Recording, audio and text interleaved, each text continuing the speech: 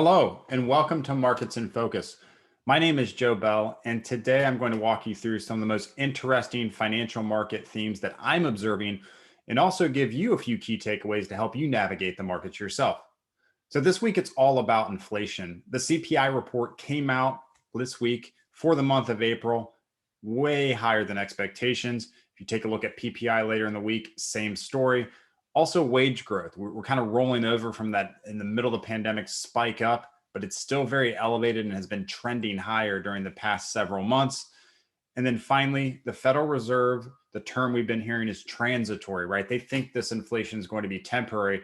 Let's compare that to the fixed income market over the next 10 years, what they expect the long-term inflation rate to be.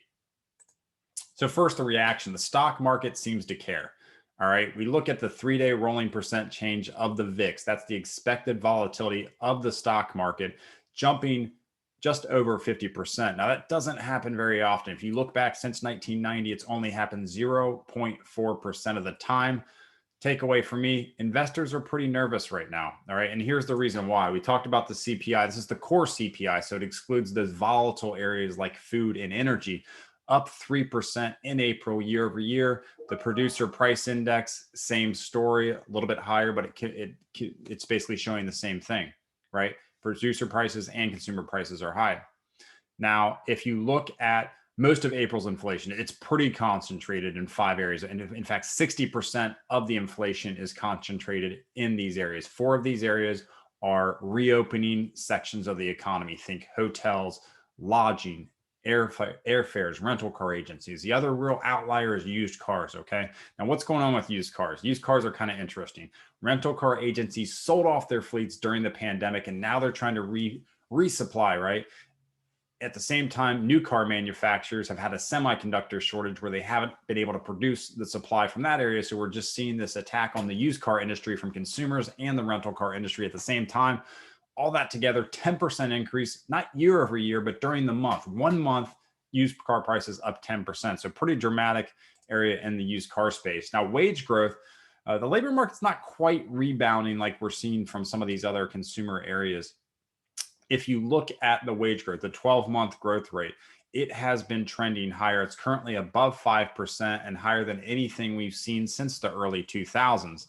Now, let's take a look at put this into context, if you will. Okay.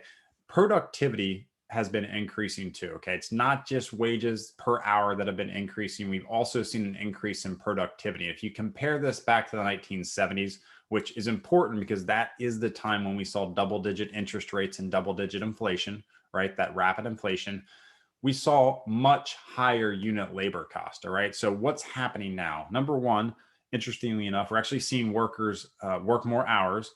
And number two, technology is helping productivity. So the actual cost per unit of labor for companies is high. But it's not historically high, right? It's not anything like we're seeing just from the top line number of wage growth.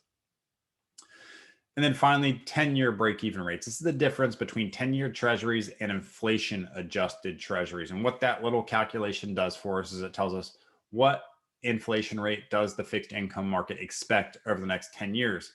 There's 2 takeaways here. Number one, it's been trending higher. It's at its highest level since March of 2013, but it's still at about 2.5%. So the fixed income market thinks once we get through this stage, some of these supply chain issues that we're finding occurring because of the reopening of the economy, we're going to get back to some semblance of normalcy when it comes to inflation. Nothing as low as what we've experienced in the past decade, but around that 2.5% figure.